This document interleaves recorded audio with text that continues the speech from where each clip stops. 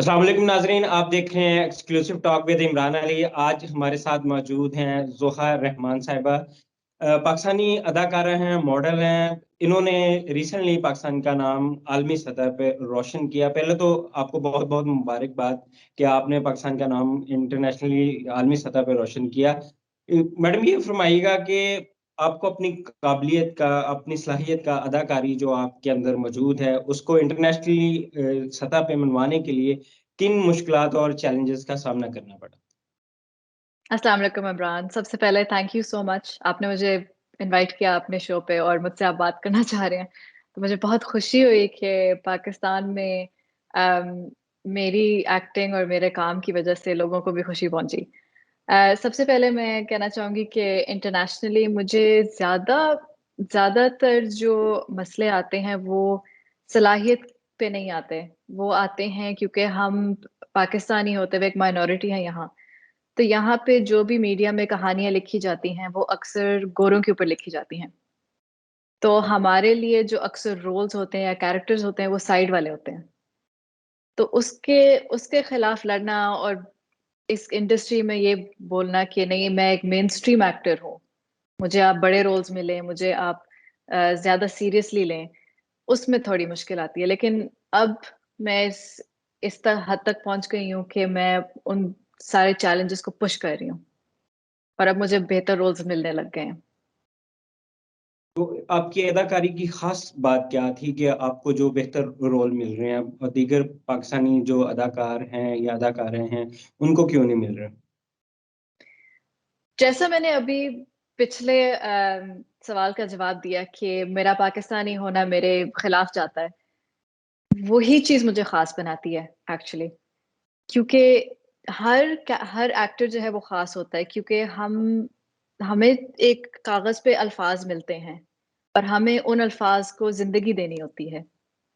और हमारी जो जिंदगी है, अपनी जिंदगी, हमारे जो एक्सपीरियंसेस होते हैं, हमारे जो दोस्त होते हैं, हम जिस तरह बड़े होते हैं, हम सब की अलग अलग कहानियां होती हैं।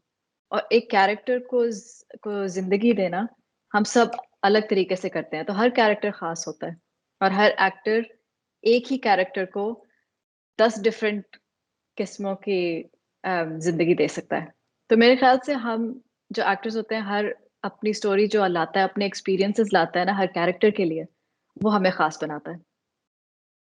आपने एक इंटरव्यू में आपका देख रहा था, आपने उसमें बात की कि पाकिस्तान में बेपनाह टैलेंट मौजूद है लेकिन मौके नहीं है। आप क्या समझती हैं कि पाकिस्तान में जो टैलेंट मौजूद है उसको कैसे बरूए कार लाया जा सकता है? उस टैलेंट से Pakistan film industry, Pakistan drama industry किस तरह फायदा उठा सकती है? पाकिस्तानी इंडस्ट्री में जैसा मैंने बोला, टैलेंट की बिल्कुल कोई कमी नहीं है। मसला मेरे मेरे मुताबिक ये है कि स्टोरीज हमारी ज्यादा नहीं है। हमें हमें उसके अलावा सपोर्ट नहीं है हमारा।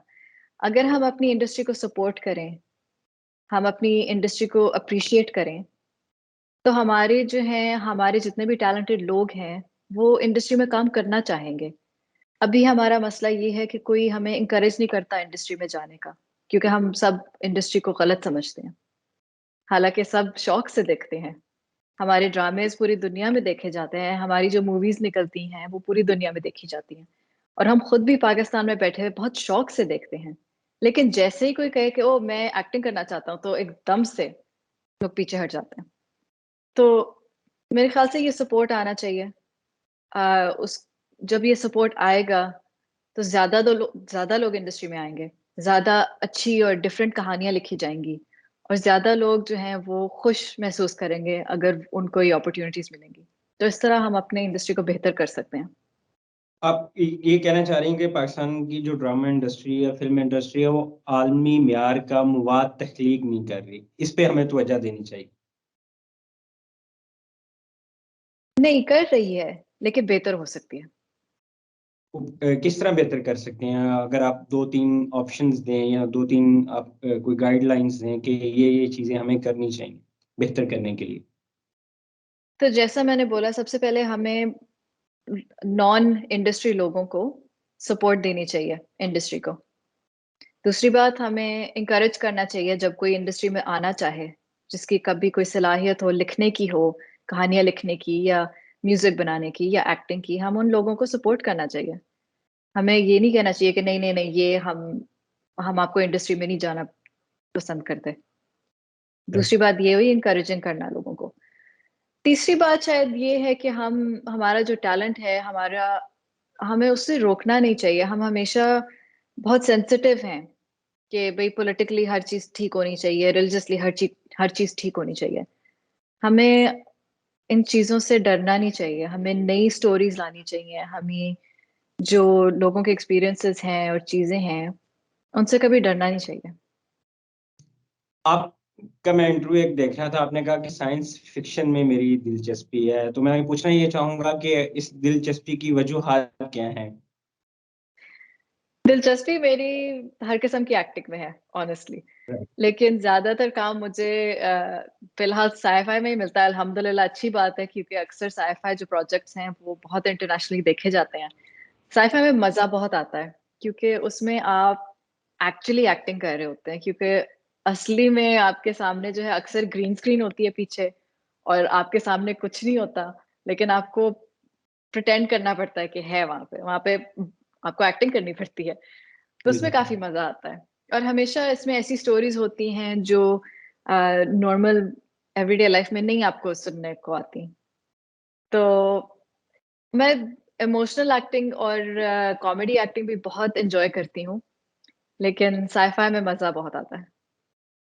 ये फरमाइएगा कि पाकिस्तान में जो अब क्योंकि आप अदाकारी के साथ मॉडलिंग भी करती हैं, तो वो मॉडलिंग का फैशन से बड़ा करीबी ताल्लुक है, तो पाकिस्तान में मॉडलिंग और फैशन का मुस्तकबिल क्या देखती हैं?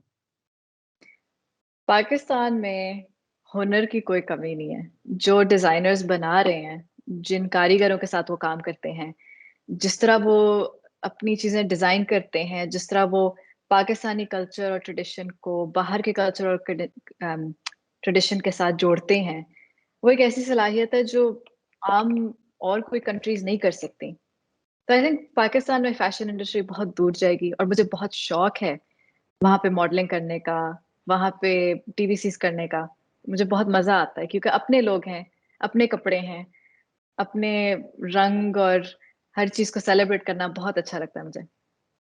अभी आपने देखा होगा कि पाकिस्तान में नौजवान नस्ल आ रही है, पढ़े लिखे लड़के लड़कियां आ रहे हैं मॉडलिंग में, ड्रामा इंडस्ट्री में, फिल्म में। तो कितना खुश आइंदा है ये पाकिस्तान के लिए कि नौजवान पढ़ी लिखी नस्ल आ रही है और इंटरनेशनली भी रिप्रेजेंट कर रही है, जैसा कि आप हैं। पढ़ा लिखा होना और इंडस्ट्री में होना या शोबिज में होना कोई मिसमैच नहीं है। राइट। आप अगर कोई भी हॉलीवुड की मूवी उठा के देख लें, जो एक्टर्स हैं उन मूवीज में वो सब ऑक्सफोर्ड यूनिवर्सिटी, कैम्ब्रिज यूनिवर्सिटी के पढ़े होते हैं। तो इसमें कोई गलत बात नहीं है। तो जिस तरह आपने सवाल किया कि पढ़े लिखे लोगों को, इसमें पढ़े लिखे होने के या ना होने का कोई फर्क नहीं पड़ता। अगर आप में टैलेंट है और आप एक्टिंग करना चाहते हैं तो आपको बिल्कुल करना चाहिए।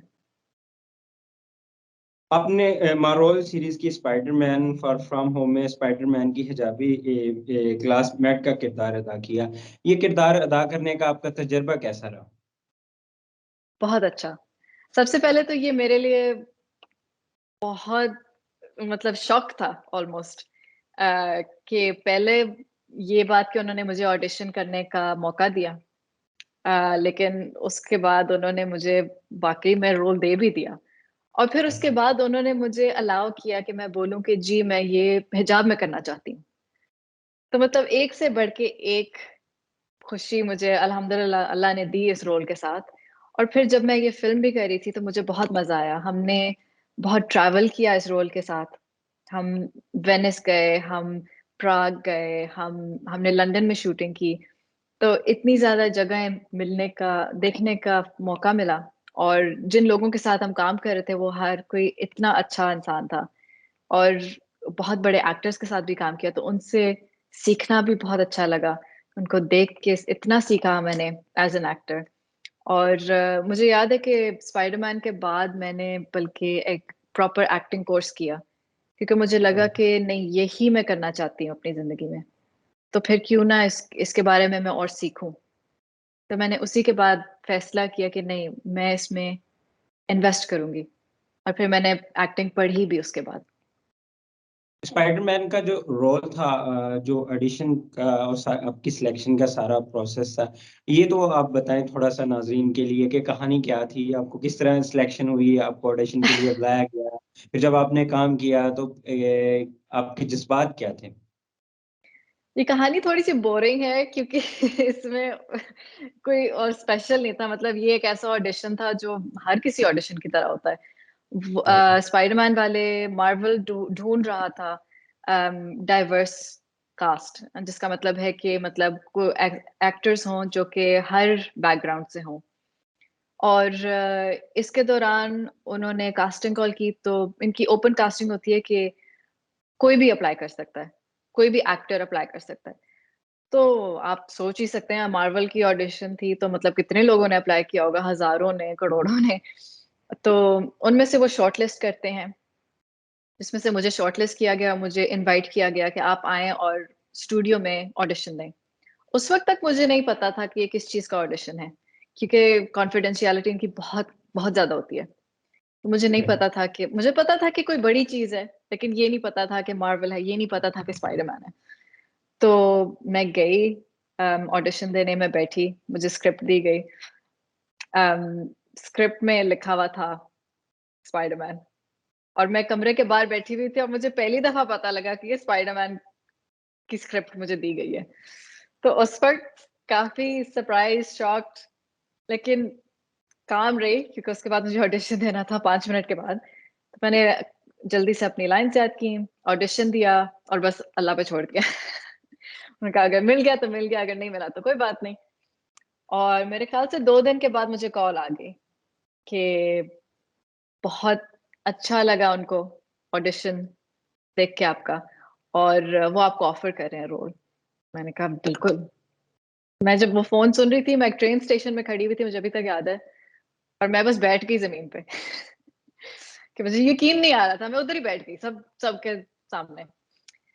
तो बहुत अच्छा लगा, और उसके बाद जब मुझे रोल मिल गया, उन्होंने मुझे कहा कि हम सोच रहे थे कि शायद ये हम हिजाब में करें, लेकिन इसमें आपकी मर्ज़ी, अगर आप करना चाहती हैं तो ठीक है, और अगर आप नहीं करना चाहती तो कोई बात नहीं, क्योंकि हमें पता है कि आप असल में नहीं पहनती।